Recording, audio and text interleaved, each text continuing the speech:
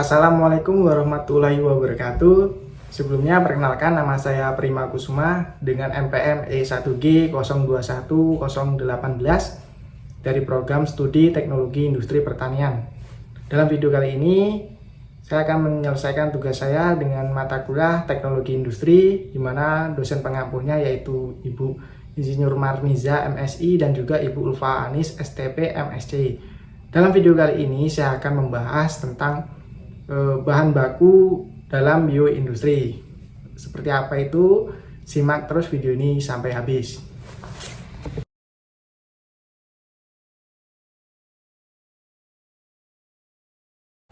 Pada video kali ini saya akan membahas tentang bahan baku bioindustri. Sebelum masuk lebih jauh, kita harus tahu dulu apa itu bioindustri. Diambil dari Hidayat 2017, bioindustri secara umum adalah aplikasi bioteknologi dalam bidang industri. Definisi dari bioteknologi adalah prinsip-prinsip ilmu pengetahuan dan kerekayasaan untuk penanganan dan pengolahan bahan dengan bantuan agen biologis yang menghasilkan barang dan jasa. Jadi, bioindustri adalah salah satu bagian dari bioteknologi, yakni yang menerapkan mikroorganisme dan enzim dalam skala besar atau industri yang memperhitungkan kajian ekonomis dan untung rugi suatu proses produksi.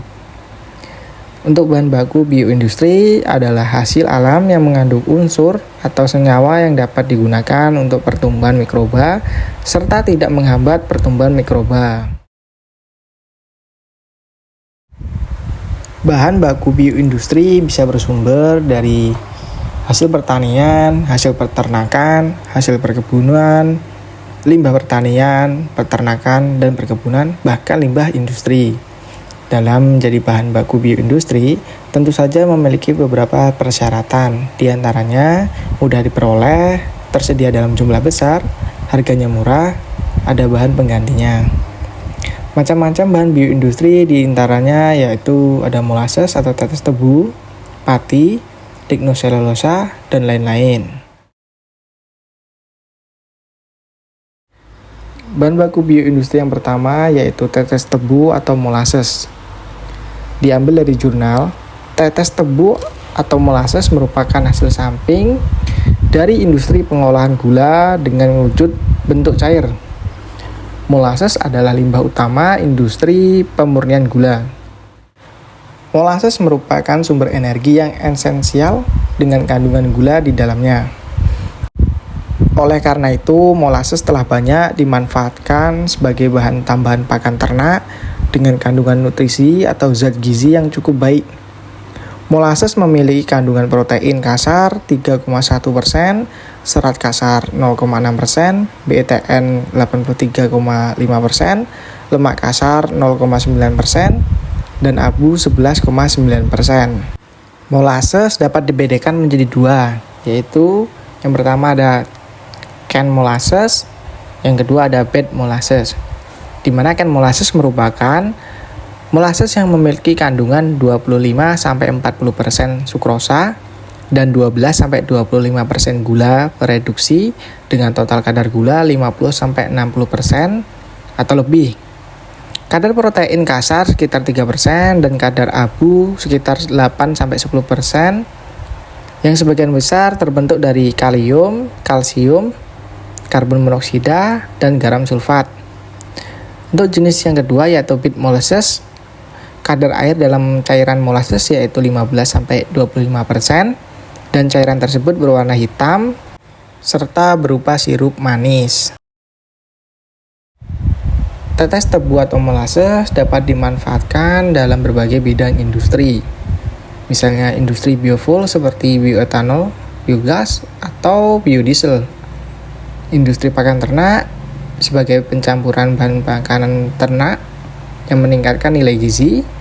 Industri fermentasi yang diolah menjadi bioetanol, asam organik, dan produk fermentasi lainnya. Industri farmasi digunakan sebagai bahan baku obat-obatan, dan pertanian digunakan sebagai pupuk organik yang dapat meningkatkan kesuburan dari tanah. Bahan baku bioindustri yang selanjutnya yaitu pati. Pati adalah karbohidrat yang memiliki polimer glukosa dan terdiri atas amilosa dan amilopektin.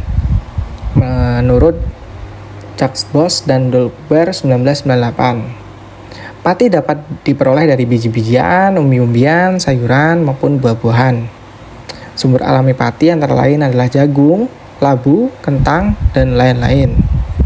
Pemanfaatan pati asli masih sangat terbatas karena sifat fisik dan kimianya kurang sesuai untuk digunakan secara luas. Oleh karena itu, pati akan meningkat nilai ekonominya jika dimodifikasi sifat-sifatnya melalui perlakuan fisik, kimia, atau kombinasi keduanya. Pati sendiri memiliki sifat yang pertama, tidak larut dalam air dingin. 2. Membentuk pasta saat dipanaskan. 3. Mudah dihidrolisis menjadi glukosa. Pati juga memiliki karakteristik diantaranya kandungan amilosa dan amilopektin, ukurannya granula, dan viskositas.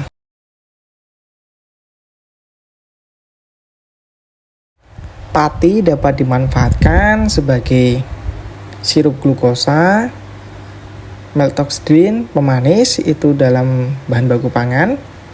Kalau untuk bahan baku non pangan, yaitu bioetanol, bioplastik, bahan baku farmasi, dan bahan baku kertas.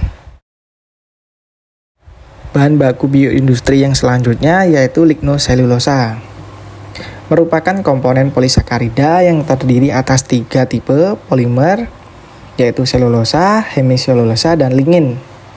Selulosa merupakan salah satu polimer dengan pemanfaatan yang masih sangat terbatas. Selulosa hampir tidak pernah ditemui dalam keadaan murni di alam, melainkan selalu berikatan dengan bahan baku lain seperti lignin dan hemiselulosa. Adanya lignin serta hemiselulosa di sekeliling selulosa merupakan hambatan utama untuk menghidrolisis selulosa. Keberadaan selulosa yang melimpah dapat menimbulkan beberapa masalah, di antaranya adalah limbah baik dalam bentuk limbah pertanian ataupun non-pertanian. Hal ini disebabkan oleh adanya peningkatan hasil produk pertanian dan non-pertanian yang diikuti pula oleh peningkatan limbah dan pemanfaatannya yang masih kurang. Menurut Sutini 2019, limbah pertanian banyak mengandung lignoselulosa, seperti jerami, ampas tebu, pelepas sawit, merupakan limbah lignoselulosa yang masih mempunyai nilai ekonomis bila dilakukan pengolahan lebih lanjut. Nah, pada umumnya, limbah pertanian mengandung bahan lignoselulosa, yang merupakan komponen utama dari tanaman. Penggunaan bahan lignoselulosa lebih menarik dibandingkan dengan bahan berpati karena tidak bersaing dalam penggunaan dan kepentingan pangan. Produk bioindustri dari lignoselulosa diantaranya adalah biofuel atau bioetanol, biodiesel, bahan kimia seperti bioplastik, asam organik, pakan ternak, pupuk organik, bahan baku farmasi. Berikut adalah daftar pustaka ataupun referensi yang saya ambil.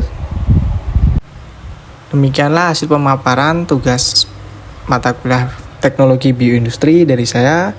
Saya akhiri. Wa taufiq wal hidayah. Wassalamualaikum warahmatullahi wabarakatuh. Terima kasih.